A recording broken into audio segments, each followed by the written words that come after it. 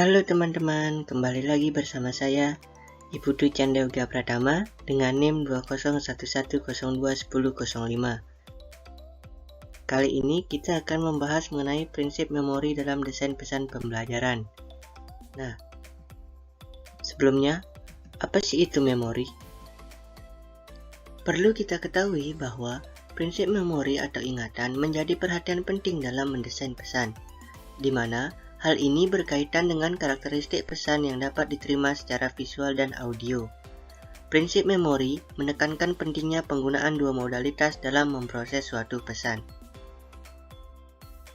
Terdapat 7 prinsip-prinsip memori dalam mendesain pesan yang meliputi: yang pertama yaitu melibatkan dua modalitas lebih baik daripada satu modalitas. Yang kedua, belajar akan lebih banyak terjadi di mana informasi melibatkan dua modalitas. Yang ketiga, pesan konkret lebih mudah diasosiasikan dan diingat. Yang keempat, untuk pembelajar pemula dimulai dengan menyajikan pesan-pesan yang konkret. Yang kelima, keterampilan psikomotor dan belajar hafalan lebih mudah diingat melalui praktek daripada penjelasan verbal. Yang keenam, materi baru memerlukan waktu dan pengulangan. Yang ketujuh, transfer pengetahuan dalam situasi nyata meningkatkan daya ingat.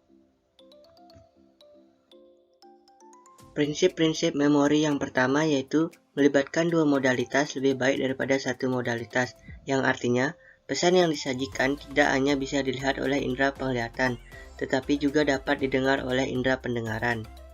Yang dimana pada video menjelaskan mengenai dua modalitas, yaitu terdapat gambar dan pesan audio atau suara.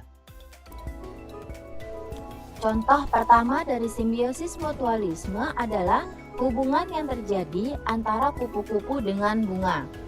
Hubungan ini sudah banyak sekali kita ketahui, bahwa bunga membutuhkan kupu-kupu untuk membantu terjadinya proses penyerbukan. Saat kupu-kupu mengisap nektar, kupu-kupu menyebabkan serbuk sari menempel pada kepala putik. Akibatnya, penyerbukan pun dapat terjadi. Dari peristiwa ini, bunga dan kupu-kupu saling mendapatkan Nah, di mana pada video terdapat dua modalitas, yang dimana terdapat gambar dan penjelasan atau teks mengenai kupu-kupu, dan juga suara dari penyaji atau pembuat video. Prinsip memori yang kedua yaitu belajar akan lebih banyak terjadi di mana informasi melibatkan dua modalitas, yang dimana Ginder dalam Cyberman 2013 menyatakan bahwa dari tiap 30 murid, rata-rata 22 diantaranya mampu belajar dengan efektif, selama guru memberikan aktivitas yang merupakan campuran antara visual, auditori, dan kinestetik, yang dimana pada gambar menyatakan bahwa pembelajaran dilakukan dengan menunjukkan atau menggambarkan tengkorak manusia agar murid mendapatkan bayangan mengenai gambaran tengkorak tersebut. Prinsip memori yang ketiga yaitu pesan konkret lebih mudah diasosiasikan dan diingat, di mana dalam mendesain pesan, teks maupun gambar harus mempertimbangkan tingkat perkembangan pembaca. Gambar memudahkan mengingat, sedangkan teks agar tidak salah persepsi. Yang dimana kita harus mengetahui bahwa dalam memilih gambar kita harus menyesuaikan pada umur atau tingkatan murid. Yang dimana pada gambar yaitu terdapat gambar harimau, agar tidak salah persepsi kita harus melengkapi dengan teks yaitu penjelasan atau mengenai tulisan dari gambar harimau. Prinsip memori yang keempat yaitu untuk pembelajar pemula dimulai dengan menyajikan pesan-pesan yang konkret, di mana untuk pemula disarankan menggunakan pesan dalam bentuk contoh-contoh, ilustrasi, analogi, model, dan diagram. Selain itu, menggunakan kata-kata yang lumrah, yang dimana pada gambar seringkali kita jumpai pada pembelajaran saat SD, yang dimana pembelajaran SD lebih menggunakan gambar-gambar ilustrasi. Hal itu bertujuan agar murid tidak takut mengenai gambar-gambar asli dari gambar tersebut.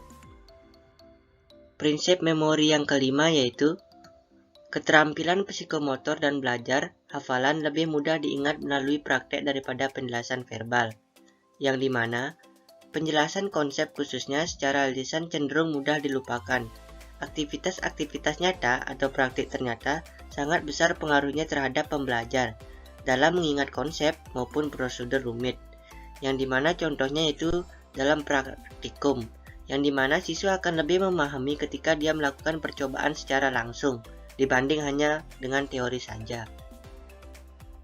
Prinsip memori yang keenam yaitu ada materi baru memerlukan waktu dan pengulangan, yang dimana pengulangan dapat digunakan untuk meningkatkan pemahaman dan daya ingat terhadap suatu konsep, dimana penggunaan prinsip ini mesti berhati-hati agar tidak terkesan monoton, yang dimana contohnya yaitu pengulangan terhadap kata simbiosis. Prinsip memori yang ketujuh yaitu transfer pengetahuan dalam situasi nyata meningkatkan daya ingat, yang dimana pengetahuan yang telah dipahami perlu diterapkan dalam situasi nyata agar lebih tahan lama dan tersimpan di memori, yang dimana contohnya yaitu simulasi atau eksperimen terhadap penggunaan teleskop, dimana dengan melakukan simulasi, siswa akan lebih mengenal lebih dalam mengenai apa itu teleskop dan bagaimana cara penggunaannya dibanding dengan sekedar materi atau teori saja.